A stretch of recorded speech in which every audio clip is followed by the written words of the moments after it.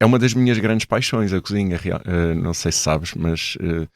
Então ainda mais sentido faz isto. Não, claro, todo o sentido, e cada vez mais, porque o cozinheiro e o apreciador vai-se aprimorando ao longo do tempo. Portanto, eu na altura que fiz o filme não era tão bom, não se pode dizer cozinheiro porque não é bem a minha profissão, mas sou um bom curioso. O Rémi foi também no fundo o teu mini-chefe.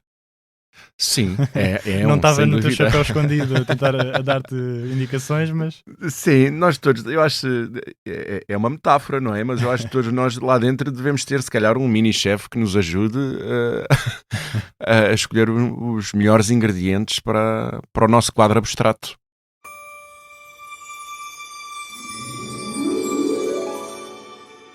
Com certeza, ter um rato neste estúdio causaria um alvoroço tão grande quanto naquelas cozinhas parisienses.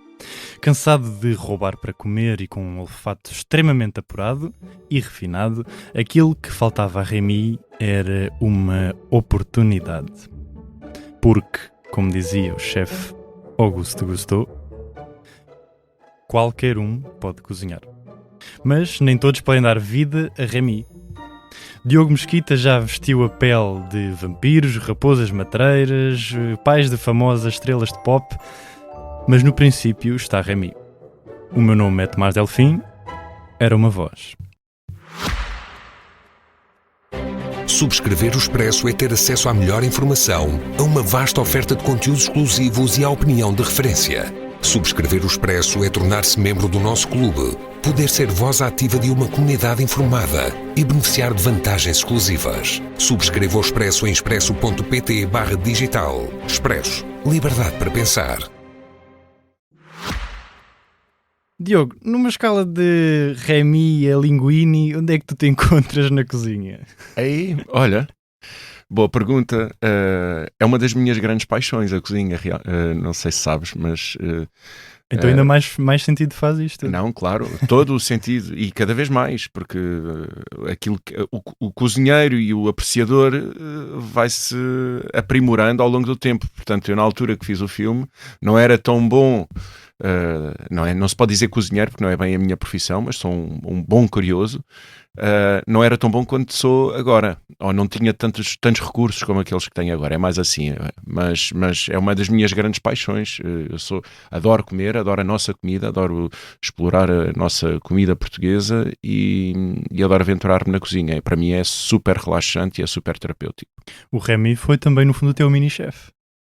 Sim, não estava no teu dúvida. chapéu escondido a tentar a dar-te indicações, mas... Sim, nós todos, eu acho, é uma metáfora, não é? Mas eu acho que todos nós lá dentro devemos ter, se calhar, um mini-chefe que nos ajude a escolher os melhores ingredientes para o nosso quadro abstrato.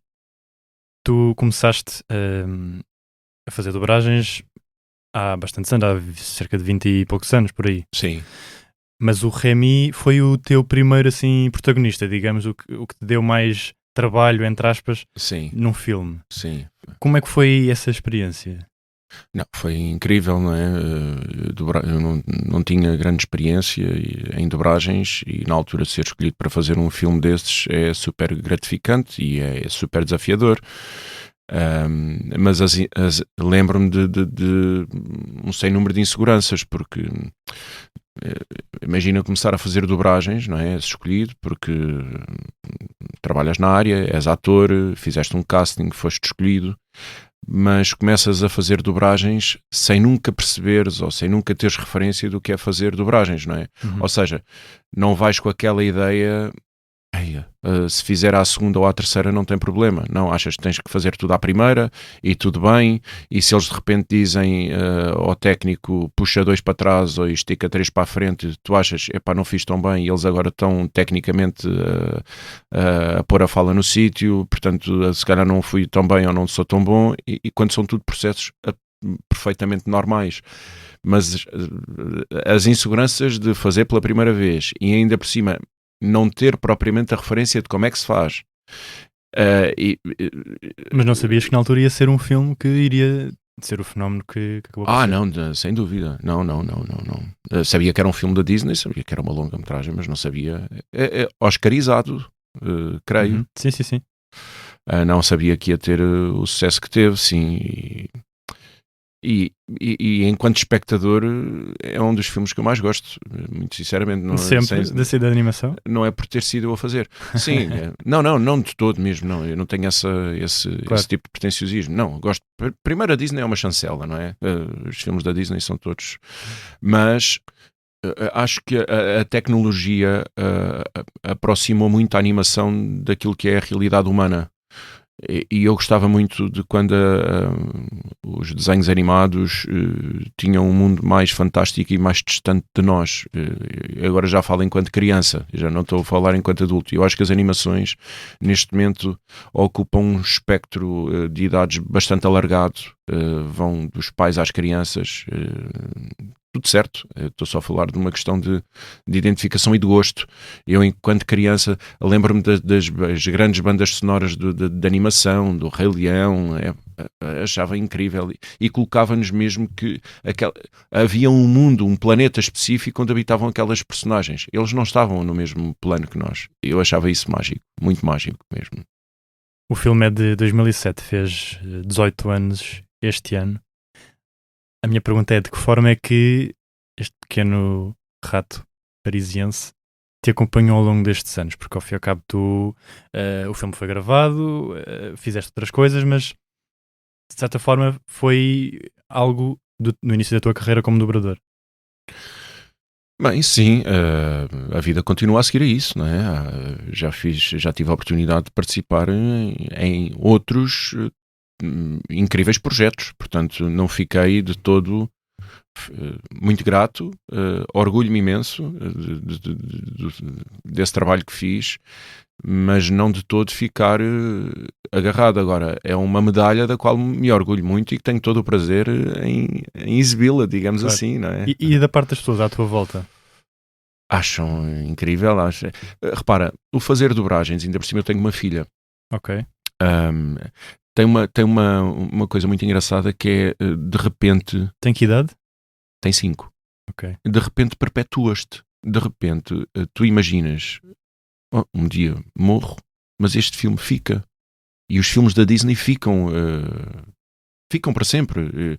Mesmo que venha a inteligência artificial, eu acho que a voz propriamente dita normal, sem artifícios, ou os artifícios serem humanos, vai ter sempre um lugar especial. Mesmo aqueles que foram feitos podem ser refeitos, mas esses que foram feitos pela primeira vez, ou desta forma, vão ocupar sempre um lugar especial, de algum destaque, de alguma referência de como é que se fazia ou de como é que se faz, não sei. Porque eu acho que a humanidade, a inteligência artificial vai-nos afastar um bocadinho daquilo que é a humanidade, mas ao mesmo tempo vai-nos dar valor àquilo que é a humanidade. Eu acho que também vai trazer esse contraponto, não é? A percebermos a determinada altura que efetivamente a humanidade, o respirar, o bater do coração é uma coisa que não se copia. Que faz falta também. Exato, não se copia, essa autenticidade. Portanto, esta ideia de te perpetuares, de ficares cá, independentemente de desapareceres do plano físico, é muito gratificante, é mágico mesmo. Estavas a dizer que tinhas uma filha que ainda é uma criança. Ela já te reconhece nos filmes? Ela não me reconhece. Agora, ela já me acompanhou a estúdios de dobragem e acha... Sabe que tu fazes? Sabe que eu faço, sim. Okay. Ela sabe que eu faço. Eu não sei se ela consegue perceber ainda. Ela está naquela fase de transição, de perceber onde é que está a realidade e onde é que está a animação, onde é que está a magia, não é? Uhum. Porque eu estou, de repente, a mostrar-lhe as costas do mágico, não é? Claro. Estou a mostrar-lhe como é que se faz os truques. E ela encaixar isso num plano terrestre, eu também não faço questão de explicar muito, porque ela tem que ser criança o máximo tempo sim, que ela necessite. Não sou eu que vou. Sim, não sou eu que vou precipitar esse crescimento. Esse crescimento acontecerá naturalmente. Mas já me acompanhou e acha muito mais piada quando eu faço, obviamente, bonecos. E identifica quando eles passam: olha, pai, este és tu, não és? Este és tu que fazes. Não sei, ou ela dizer isto, ela sabe porque já me viu a fazer, mas eu não sei quando ela vê a animação se ela percebe que os outros bonecos são feitos por outras pessoas, como é que aquilo é feito, o que é uma dobragem efetivamente, porque nós dobramos do real, não é? Há um original do real, do original. Há um original que nos aparece e nós temos a nossa língua, com as nossas referências, com os nossos registros, com a nossa identidade, e eu não sei se ela percebe efetivamente isso no plano total, mas consegue já identificar aqueles que eu lhe disse. Ela não consegue, imagina, está a ver um boneco, opa, este és tu. Não, ela ainda não, isso ainda não aconteceu, porque ela está mergulhada mesmo na animação. Ela, quando está a ver, sei lá, a Bluey, ou a Patrulha Pato, ou assim uns bonecos que ela gosta, ou, sei lá, o Mistério dos Bichos, são coisas que ela vê. Ela não tem essa coisa de repente, esta voz é parecida com a do meu pai. Não, porque aqueles bonecos existem na cabeça dela. Sim. E está tudo bem, portanto eu não percebi isso. Mas é uma realidade, eu não escondo que faço. E ela montes de vezes pede-me para ir e eu tento agilizar isso da melhor forma, de maneira a que esteja a fazer animação nessa altura, porque aparece-me também muito imagem real. Como tu disseste há pouco na minha apresentação, sim, fui o pai da Hannah Montana. Sim, então, portanto... Já vamos lá. E então esse tipo de... não é tão apelativo para uma criança, não é? Estar-me a ver a fazer adultos, ou em imagem real nesse caso. A voz, no entanto, é um instrumento maravilhoso. Eu como amante de dobragens, devo dizer que eu fico impressionado quando estou a ver algum filme ou série e não consigo perceber, por exemplo, eu não sabia que o Remy, entre aspas, era o pai da Hannah Montana. Não fazia ideia. Só mais tarde é que fui ler, por curiosidade, de dobradores, de séries que eu gostava, de filmes que eu gostava. Que giro. E é mágico, porque parece que conseguem, ou neste caso tu conseguiste mascarar de forma a que criaste quase duas identidades diferentes. No fundo são, mas no fundo é a mesma voz. Uau, isso é um elogio, não é? Sim, sim, é a mesma voz, é a mesma pessoa. Lá está, e depois tem a ver com as dinâmicas das personagens, como é que elas se comportam, a idade, não é? Se tiveres um boneco, ele não tem propriamente, quer dizer, o boneco pode ter uma idade, sim, mas o rato, que idade é que tem aquele rato? Nós não sabemos, não é? Por exemplo, se nos referirmos ao Remy. Portanto, a voz não precisa nem de um peso, nem de uma jovialidade, precisa de... Bem, temos a referência do original, temos o que o diretor de dobragens, as indicações que ele nos dá, e depois atiramos-nos, não é? Mas não temos essa responsabilidade de pôr a idade ou uma característica específica. Ela terá as suas e as suas dinâmicas, mas no que toca, por exemplo, a um adulto, sim, tem que ter. E depois tem chavões e tem expressões, é mais autoritário, é um pai jovem, de certa forma dinâmico, mas é um gajo da província. Portanto, há um sem número de coisas que nós, de repente, a voz acaba por se moldar. A verdade é essa. Às vezes, nós pensamos muito, e eu penso, obviamente, antes de fazer os meus trabalhos, qualquer trabalho, eu penso como é que vou fazer, que referências, como é que se faz, não é? Se bem que aquilo é tudo muito imediato, mas eu penso sobre as coisas. Mas há muitas das coisas que nos são oferecidas ali, direto, não é? Esta personagem tem esta dinâmica, portanto, ela vai falar mais pausadamente, é mais apoiado nos graves, tem que ter esta autoridade perante a rapariga, mas ao mesmo tempo ser cúmplice com ela, ser amigo dela. Tudo isso tem que ir na voz, não é? É esta a grande diferença. Vamos passar para a nossa primeira rúbrica, que é um género de parentes, para irmos agora para uma outra personagem que tem dado que falar, no sentido em que está prestes a sair um novo filme. Zootrópolis. Quero falar de uma personagem que conheces bem. O primeiro filme saiu em 2016, já lá vão quase 10 anos, e está a caminho uma sequela. O Nick Wilde. O que é que ele significou para ti, tendo em conta que eu diria que foi outro ponto alto da animação? Faço já com uma maturidade diferente, com outra idade, com outras experiências pelo meio, que me fizeram ficar mais seguro, se bem que as inseguranças acompanham-me e fazem parte, não é? Mas e a voz fica noutro sítio. As personagens que nos vão aparecendo também vão acompanhando a nossa idade. Provavelmente, digo eu, ao dia de hoje, se calhar o Remy não me seria tão óbvio, não me apareceria uma escolha imediata se fosse o Diogo Mesquita, porque a voz, os meus graves foram-se apoiando mais, não é? Se bem que, se quisermos, também podemos, não é? Mas a voz as personagens vão acompanhando a nossa voz e a nossa voz vai acompanhando as nossas personagens. Mas a raposa é uma raposa matreira, não é? Tem uma ginga na voz, tem jogo. É subtil e tem muita química com o protagonista, com a Judy Hopps, não é? Tem muito subtexto. Muitas das vezes o que diz não é o que quer dizer, tem muito subtexto, tem muitas segundas intenções. É um desafio, e muito bem dirigido pelo nosso querido Buda, como ele é conhecido, o Rui Paulo. Que dirigiu brilhantemente outra voz filme. Icónica. É incrível, sim, claro. Uma referência nas dobragens e no panorama artístico português, sem dúvida. Vais estar presente na sequela, certo? Tudo indica que sim. Sim, à partida é assim.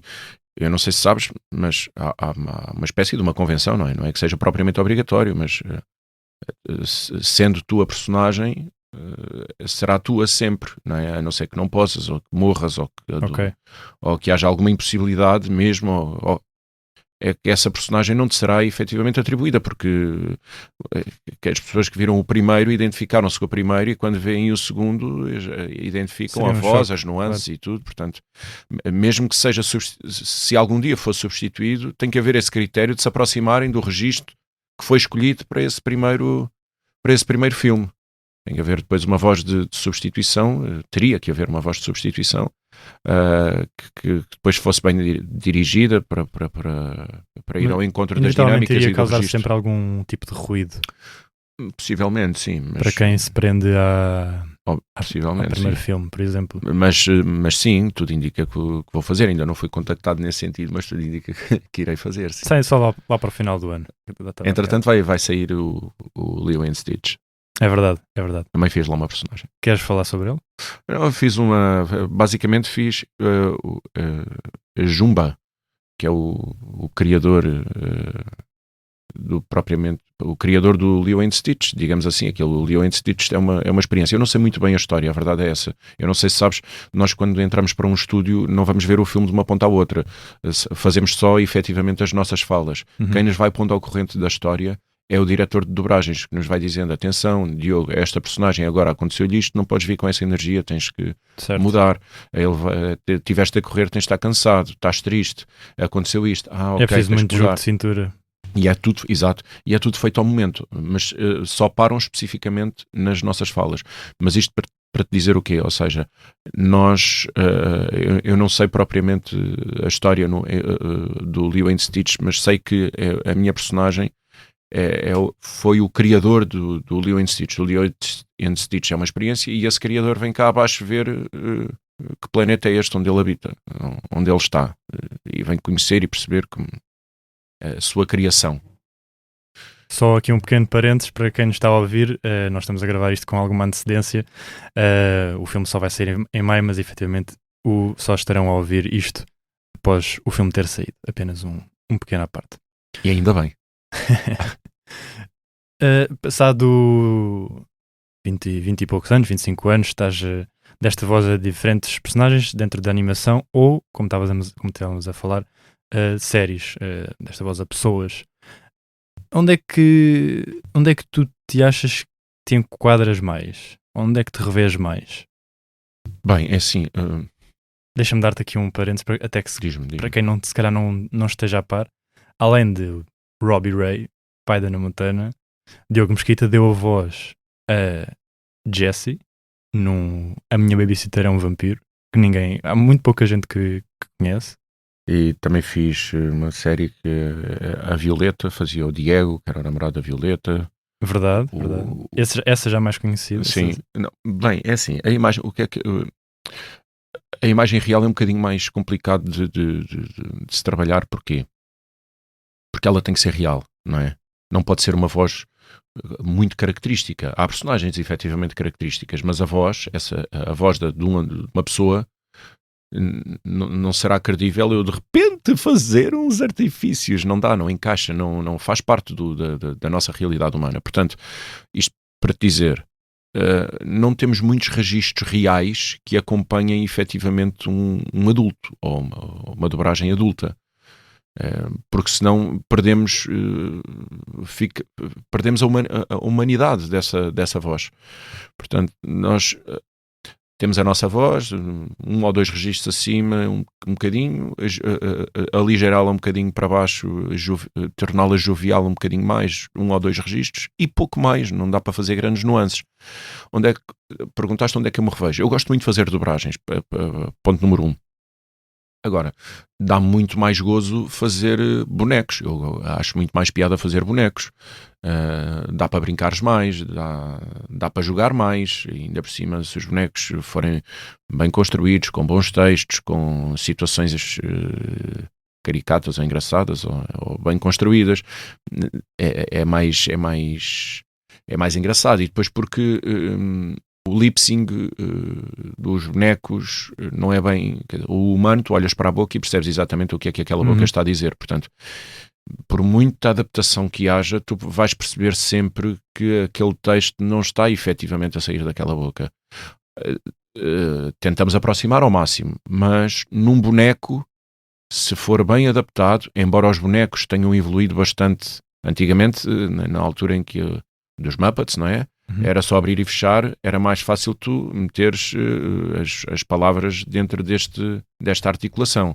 Agora, os bonecos evoluindo e começando a ter língua, dentes e as labiais, começa cada vez a ser mais complicado essas adaptações. Começam a ser mais rigorosas, mais difíceis, mas ainda possíveis. Porque, lá está, não são humanos ainda. Portanto, perguntaste-me onde é que eu me revejo mais. Não é uma questão de rever. Onde é que eu me divirto mais? O que é que eu gosto mais de fazer? Eu gosto muito mais de fazer bonecos. Mas se forem boas séries de imagem real, também gosto. Se bem que... Achas que se está a perder um bocado? Não. O quê? O facto de se estar a dobrar menos séries com pessoas hoje? Não, está cada vez a dobrar-se mais. As plataformas vieram abrir esse mercado. Aqui também? Sim, menos do que em Espanha, como deves imaginar, não é? Em Espanha dobram tudo. Espanha, Brasil. Sim, exato. Mas aqui as plataformas vieram um bocadinho abrir esse mercado. Ou seja, todos os filmes que são lá colocados, a partir do momento em que se posicionem para um público mais jovem, a tendência para haver a opção da dobragem portuguesa é cada vez maior. As legendas estarão lá sempre, não é? Isso é ponto assente. Tanto em Portugal, lá com e sem legendas. Mas cada vez mais esse mercado abriu bastante nas plataformas. Há cada vez mais produtos a serem de imagem real a serem dobrados. Vários filmes têm sido, entre aspas, ressuscitados ao longo dos últimos anos, seja com sequelas ou versões live action. Vês algo... Claro que não deves saber nada neste precisamente, mas imaginas que o Ratatouille terá algo deste género? Esses filmes que tiveram live action, isto quer dizer, é a minha análise, não sei se foi feito assim. Esses filmes que tiveram live action, na realidade, existiam naquele mundo tal fantástico onde a animação estava, e de repente agora trouxeram-nos para um plano mais terreno, mais junto a nós. Portanto, são os tais filmes quando eu era criança e adorava, e tinham as bandas sonoras, o Rei Leão, que eu te falei há bocadinho. Esses filmes estavam mais distantes de nós e o live action trouxe-os para mais perto de nós. Os filmes que neste momento estão a ser feitos, os de animação, a própria animação tem recursos para cada vez estar mais próxima de nós. Cada vez há mais referências às ruas onde os bonecos andam, cada vez há mais referência às cidades, aos países onde habitam. Portanto, há muita referência terrena do nosso planeta, do nosso mundo. O que é que acrescentaria? Ou seja, o live action, o Ratatouille, especificamente falando, está muito próximo, está ali no meio caminho do live action, porque tem muitas referências do nosso mundo atual. Como é que se faria só o boneco, ou os bonecos, praticamente, é que são animação, porque as ruas, a Torre Eiffel, toda essa realidade, toda essa ambiência, quando ele está lá no cano, quando ele passa ao esgoto, tudo isso são imagens muito reais, muito reais. Portanto, ele já tem um quê de live action. Não sei se fará sentido. Teria todo o interesse que isso acontecesse, não é? Mas não sei se faz sentido trazê-lo para mais live action, porque ele já está próximo do live action. E uma sequela? Achas que daria? É dos poucos que não tem, a verdade é essa, não é? Não tem um 2, nem um 3. Mas a premissa está lançada, não é? Um rato cozinheiro. Não sei se poderiam... Se fazia uma continuação da história com o irmão, por exemplo? Por exemplo, já depois de abrirem o restaurante, se faziam, porque eles depois abriram o restaurante no fim, não é? Ou se faziam imediatamente antes, por exemplo, sim. Não sei, mas sim, há espaço para isso, eu acho que haveria. À parte da tua evolução propriamente dita como um dobrador, o que é que achas que as próprias dobragens em si, como é que foi a evolução, tendo em conta, vamos pegar aqui o Ratatouille e um mais recente, por exemplo, o Sonic 3? À medida que a tecnologia vai evoluindo, obviamente que os recursos, a captação do som, a edição do som, não é? A própria construção do original, virmos com um material mais exigente, não é?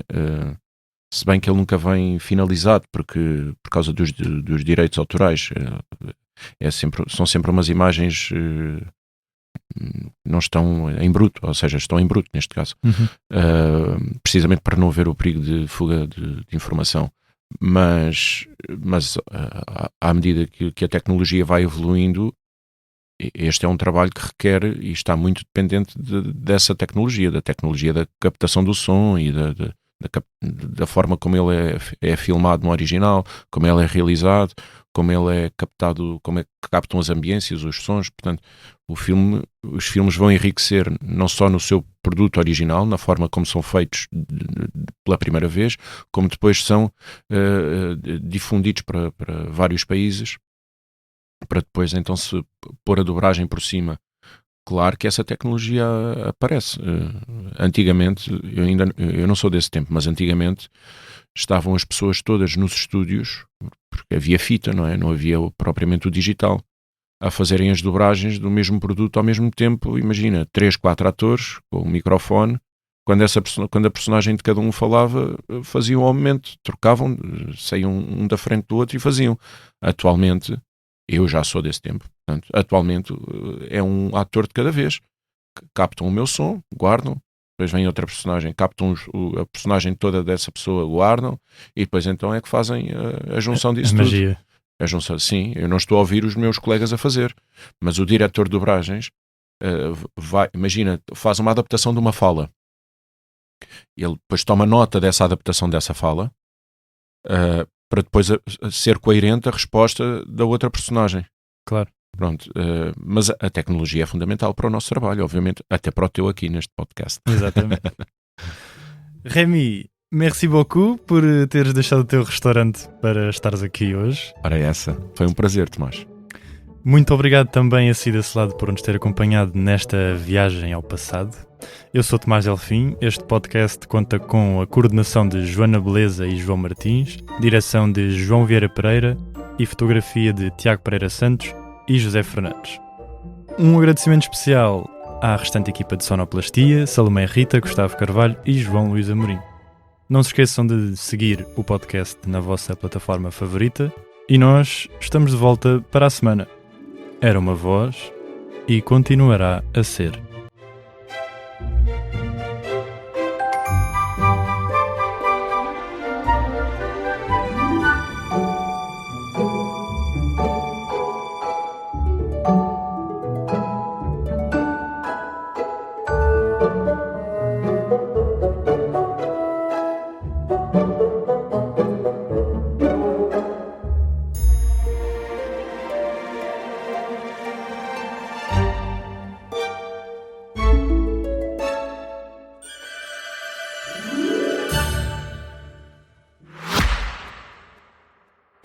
Subscrever o Expresso é ter acesso à melhor informação, a uma vasta oferta de conteúdos exclusivos e à opinião de referência. Subscrever o Expresso é tornar-se membro do nosso clube, poder ser voz ativa de uma comunidade informada e beneficiar de vantagens exclusivas. Subscreva o Expresso em expresso.pt/digital. Expresso. Liberdade para pensar.